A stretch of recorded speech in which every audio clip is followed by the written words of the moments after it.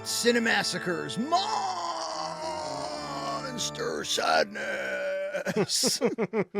Have you been keeping up? I have not tuned in. I tried to watch his Gnome Cave explaining the ending. I got like a couple sentences in. Before it came out, I didn't want to talk too in depth about it, but now that it's been out for a little while, I feel like it's a good time to talk more about what's going on between the lines. And I got cringed out. I closed the window.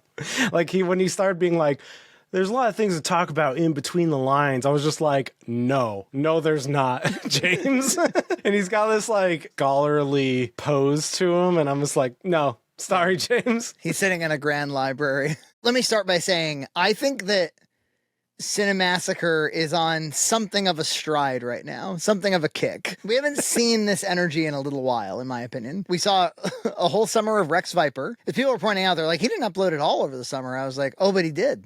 It was just on the other channel. And then he writes a book. He releases it around spooky season time. He even gives us a Board James-esque lore video about it, not 3 weeks after it was released. It's called Gnome Cave Ending Explained. But then he's like, I don't want to spoil it for you.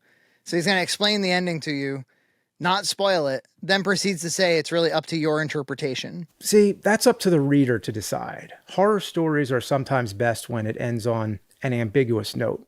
So I wanted to talk about what that ending meant, and whether or not you've read it already, I'll speak vaguely enough so it doesn't spoil too much. Really, and I don't know, a few of the things about it really confused me. Like he said, like the core tension, the core theme of the movie is, will the past win or will the future win? So in Gnome Cave, the main conflict is the past versus the future.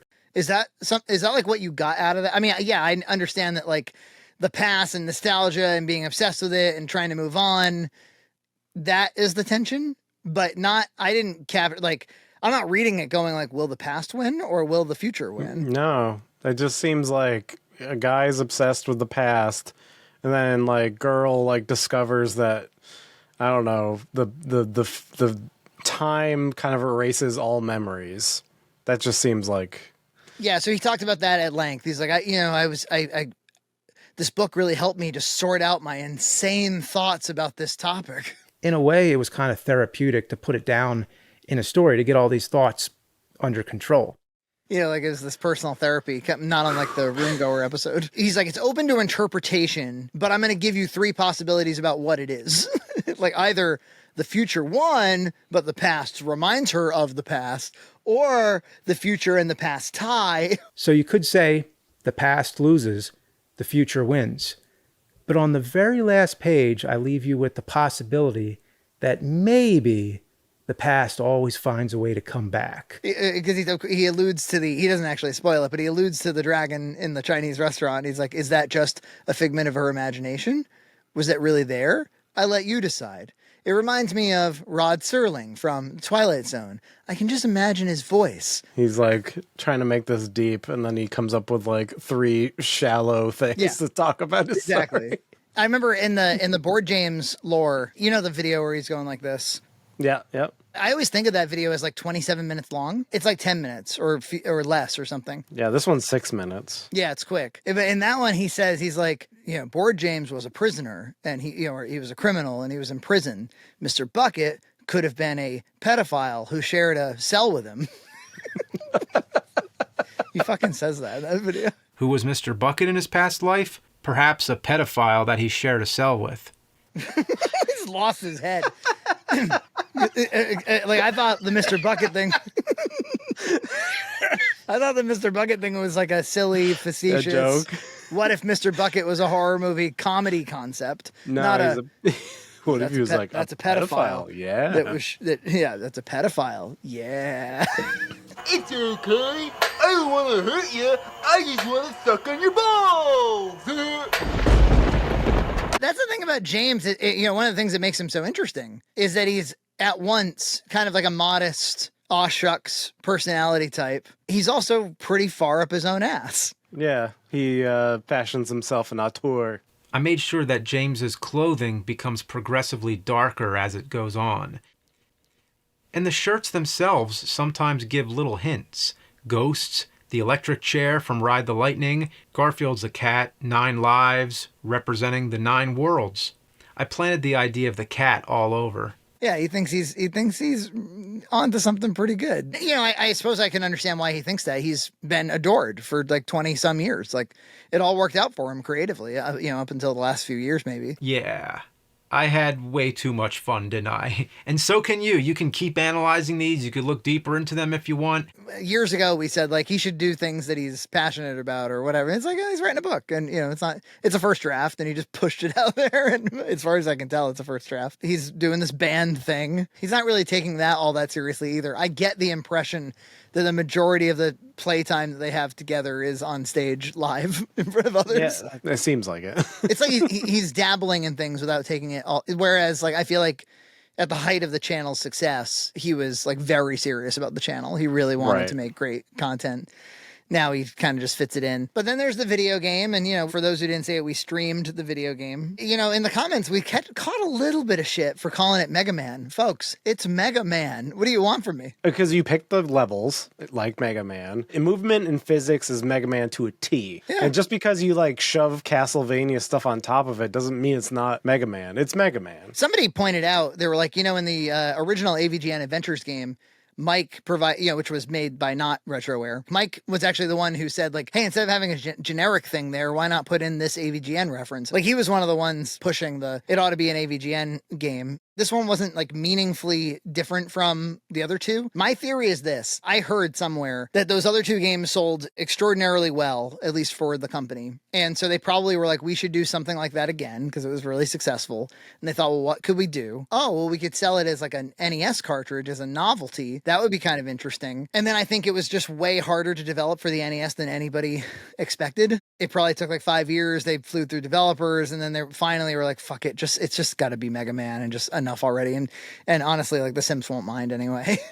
So. It's fine. Obviously, it doesn't feel very AVGN-y. It feels like a generic game with some. It's like if you knew about or you like watched some nerd like 15 years ago. You're like aware of some of the things, but you don't really know much, and you try to make a game based on AVGN by vague memories. I just figure I'm like, why not try something different whatsoever? You know, like. The only thing they really did uniquely was the cutscenes, which were good. And you pointed out, you were like, I think probably the reason they're better, one is I heard that it was directed by other people. I don't know who, but not by him. And two, it didn't need to be timed or extended for ads. It seemed like it was shot in a larger space. Like, I don't think that was the nerd room. I think that was that set with the backdrop. Yeah, I think it was. It seemed like it was in a bigger space. It felt like there was more flattering lensing. So you did, because like usually in that small little nerd garage or whatever, it has to be like wide angle lenses, which aren't very flattering. Even think like the horse prince where he has his phone. It's very not flattering. Might have been a studio because of that. Better lighting, definitely, like flattering lighting. It's like it's more warm and properly colored. Pacing is the biggest thing. It's paced like it doesn't want to waste your time, which I think most AVGNs are stretching it for ad breaks. Yeah. So it feels tedious, but this is like paced to moves because it wants to get you to the game. Or stretched for watch time, let's say, which ultimately is for ad breaks. He's got his book. He's got his game. It's pretty good so far, even if it's all pretty lame. But then he's got Monster Sadness, as I've called it. Yeah, we were saying the other day, because they only had one video for a while, they released another one. But I was just like, wait, he announced this thing. It's halfway through October. There's only been one. He just released the costume one as of this recording. For those who somehow don't know, Monster Madness used to be a cornerstone of the channel. In 2007, I think was the first time he did it. He did 31 Days of Horror. Each review, as I recall, was like never any longer than 5 minutes. Like many of them were like 2 minutes. They were really short. Yeah. Flying through them. And they were all movies that he knew already. You know, Dracula, Frankenstein. The best was if you weren't keeping up with it, you got into you're like, oh yeah, he's doing Monster Madness, and it's like October 20th, and you have like 20 of them. Yeah. And they're all short enough that like you're not overwhelmed by the binging of it, right? And that was the earliest moments where I was like, oh, like I'm learning something about something obscure that I wouldn't normally. Now that's like a dime a dozen on YouTube, but that was pretty innovative. It was a novel pioneering kind of thing, which is like, oh, this guy in his bedroom is gonna tell everybody else what he knows about. And then the next year he said, okay, that was a success. So the next year he did Godzilla. And then the next year he did 70s. And then he did whatever, 80s and foreign film, whatever. He did many of them all the way up to, and then I think like after 10 years, he's like, I can't do it anymore. This is really hard. 31 days. And the videos were getting longer. Godzillathon, the second year, was when Mike started helping to edit. And you started to hear them say things like, well, it's really hard to do this. It's getting unsustainable for the channel, or it would like really disrupt their entire content schedule. And, I sympathize. You have like a tradition. People then start to ask things like, are you going to do the thing again? Are you going to give me that high again? Can I get some of that Monster Madness, Daddy? And you don't want to let your fans down or whatever. It drove a lot of traffic to his website back in the day, because for a while there, he wasn't putting that stuff on YouTube. Most of them are not on YouTube. Go on Cinemassacre.com and look it up on there. I remember a couple of years he would put up Monster Madness reviews on YouTube that had like still stores, and then you could go to the website for like the better version. I think that's how it worked. That sounds familiar. It was kind of cool, where he could go infringe copyright privately. At some point, I don't know, maybe 12, 13 years into the endeavor, he started doing kind of more Screenwave style content, sitting down with Mike, talking about like, who are your favorite monsters? And, that's a 40-minute video now, and it's not edited, and they're dressed up like Sub-Zero and whatever. Right. There's a number of those. I remember that year. There was a Screenwave year where he was sitting down with Tony and sitting down with Kieran, and everybody was getting in on like Monster Madness Blabathon. So he started doing that. He skipped a year at one point, and I think the year he skipped, traded it for, he's like, what we're going to do instead, though, is we're going to do horror movie reviews at like random intervals. Like, for instance, Friday the 13th is over the summer this year, so we're going to do some Friday the 13th. But I currently have no more plans of doing a full 31 marathon. Instead, I will be using the time differently to bring to life some of my other ideas that have always been on halt.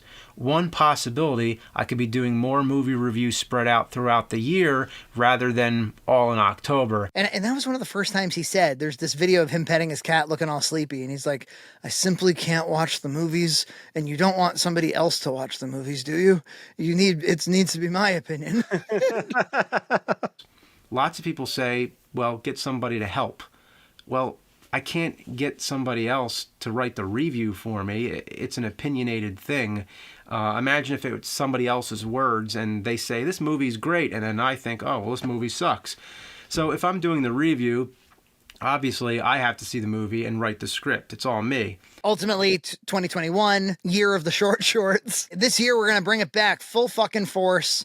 It's going to be 31 Days of Horror. We're going to upload it on a skeezy crypto site called Odyssey. That's how we'll be able to get around the copyright issues. It's going to be all foreign films. Go enjoy. And it was plagiarized by this guy, Newt. It was maybe an inflection point for Cinemassacre when that happened. It was kind of it was shortly, only a couple months after James scolded his audience for not liking Screenwave. Yeah. It was like a wake-up call, I think, because it's like, wait, what is...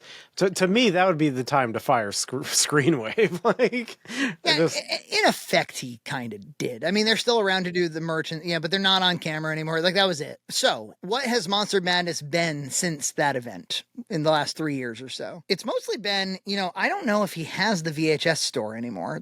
Maybe it's every smaller time you see now. It's kind of like green screened, right? Like, it's a green He's definitely standing in front of a photograph of what that used to be, and he's green screened, and there's a TV, a fake TV, and that has content on it, and you can see the green fringes on his chin. It's mostly been that. He's like, last year, one of the years he did like Halloween specials, Happy Days, South Park, Simpsons. That was I enjoyed him blabbing about that a little bit. His thing is it's all pretty low energy stuff. And he has this, like, his voice is like more tired and warbly now. Yeah. It's just like, hey, everybody, this is what a costume is. It's that time of year again when the leaves fall and the ghosts go boo. And I feel that, Yeah, you're like, what do we have to do? So this year, the theme is Screams Not on Screen. And he takes the opportunity, or Retroware takes the opportunity to sell shirts of new logos. That's one of the first things you're hit with. It's kind of saying, if you're still with us, if you're still on the line, buy these shirts. And in the first video, it's a 25-minute video. No, I should also give him some credit. We mentioned it briefly. He did this like deep dive about Haunted Mansion with Mike, and mostly it's Mike talking. I'd say it's 80% Mike, who is clearly passionate about the Haunted Mansion ride. Mike just likes, I think, like he put it well in the video. He was like, I like Disney during a certain era when a lot of the attractions and a lot of the Disney stuff was not based on their major IPs, when it wasn't like every attraction had to be tied to a movie or a TV show or something. I kind of get what he means. I think they should have released that video on October 1st. It seems like that would be what you do. Yeah, and then you would, by now you would have had 3 at least. Well, even the Gnome Cave review is not branded Monster Madness, but you could have. You could have, like, or maybe had a more in-depth, conversation about it instead of, like, 6 minutes of, like, oh, who knows? He could have brought Kieran back to interview him about Gnome Cave. Yeah. Gnome Caveman. So he does this thing about haunted houses. It's a pretty rambling, low-energy video. I didn't hate it completely. He covered the Chamber of Horrors, how he used to love the Home Improvement episodes where Tim would put up his own haunted houses. And I was like, oh, yeah. Fuck yeah, those are great Those were awesome episodes. So true. And he talked a little about, do you remember seeing many years ago, James did coverage on how basically from age like 7 to college, every year he did his own haunted house in his garage. Oh, okay, yeah. Every year. And he would, it was really bad at first. Every year he would kind of up the ante and he'd have neighborhood people over and he'd make them crawl through boxes and all the rest of it. I was like, that's really just great creative spirit. And, he mentioned towards the end of the video, he's like, and now, I'm starting to make little haunted houses with my kids. I was like, film them and show us. Yeah. Not the kids if you don't want to, but I'd like to see, like, maybe you could be like, hey, like I've always wanted, my ambitions were always larger than my capabilities. And so this year I'm going to, the whole month is going to be dedicated to making a haunted house or something. And I'm going to like release little blogs about making the haunted house. I don't know. Like, yeah, people would like that. Something else. I think that would have been kind of exciting. It's crazy. He did that all the way up until college. Tells a story about how in 2007 or so, he and Mike went to the Bates Motel and they bought scalped tickets to the hayride and all the rest of it. And then the cops took them aside and said, like, is this the guy who sold you the scalper tickets? And it was. And they hauled this guy off who was selling everybody all these like bogus tickets. And then they got to ride the hayride again for free. So they were like, I guess the lesson is buy bogus tickets. Yeah, snitches get hayrides. Again, Mike tells the story in a pretty funny way. He goes to this haunted attraction called Reaper's Revenge somewhere in, I think, the like outer Philadelphia area. It looks really fucking cool. What we would do on our channel is we'd go through the attraction and we would film the attraction and you'd hear us talking during the attraction to each other and making jokes and, it'd be kind of alive in that way. Instead, they just kind of grabbed B-roll of it and not that much. And then it's him and Justin just having like a chat about it after the fact. The thing is, and he's like so well known, known quantity. You'd think you could contact the people, the proprietors or whatever. Oh, dude. They were there because the media was invited. They were at a special event where YouTubers, influencers, and media were invited to check out and showcase the attraction. So you could absolutely, even just with your iPhone, you could just go around with your iPhone like we do for John's Cart. Yeah. And you could just, talk and riff on stuff. Even if it's James, be like, oh, isn't that scary? Oh, isn't that scary? Like, people will still think that's interesting. Having like kind of a low energy chat after the fact is just not really quite. That's not going to do it. But anyway, it looked like a cool attraction. Justin, much like Mike was into Haunted Mansion, I learned that Justin is passionate about haunts. He loves these things. And I was like, you know what? I would probably watch a series of Justin going to a bunch of haunts. Fat guy goes to haunts or something. I don't know. If you're passionate about it, you're excited about them. It's like, oh, what makes this haunt better than this other haunt? Or like, what are you looking for in a haunt? Like I'd be interested. Well, they were kind of teaching me about all these ones I'd never heard of. Like there was this one called Pitch Black, and the whole thing is like there's no light and it's very frightening, and they have to, you sign a disclaimer or whatever. The whole thing ended up, that video reminded me a whole lot of the Cinemassacre podcast. It felt like a comeback of the Cinemassacre podcast. I was like, man, hey, Cinemassacre podcast fans out there, check this one out. Still alive. I think that they're kind of trying to get the channel back to minimally viable. I think trying to get it back to it's not just the extremely occasional AVGN plus neighbor nerds or something. I wonder, they must have done pretty well, because I would think a fair amount of people have purchased Gnome Cave, and a fair amount of people will purchase the AVGN game. I think they'll make some money this year. And So just to finish on this topic of the latest one that came out that, and maybe by the time this is released, more will have come out. But he does this thing about costumes. This video is a little bit better. It's only 10 minutes. First, he tells you what costumes are. He does teach. He's like, since the beginning of time, costumes. I always loved that this one day of the year, I could be somebody who I'm not. Oh, I'll say too, in his explanation of the ending of Gnome Cave, he got in one last definition of a book by the end of that video. One, he was like, just in case, unlike a movie, I was able to write it all down, and because words are free. words. Like, I'm paying for the book, James. Because when I wrote the screenplay, it was with logistics in mind, because I would have to film it. But with the book, I just let my imagination run wild. Also, I don't know if you saw Levi just yesterday, our Levi. He put up a Gnome Cave. Man, a really thoughtful, charitable, as only Levi could. Yeah, I totally recommend it. If you like Gnome Cave coverage, this is like primo Gnome Cave review. I don't think anybody will give it its due like Levi gave it. I remember when he was on here, he was going into extreme depth about Jamesy and about how Jamesy, it's the duality of Rolfian ethics. I'm a Rolfian. I'm a subscriber to Rolfian ethics. And it was...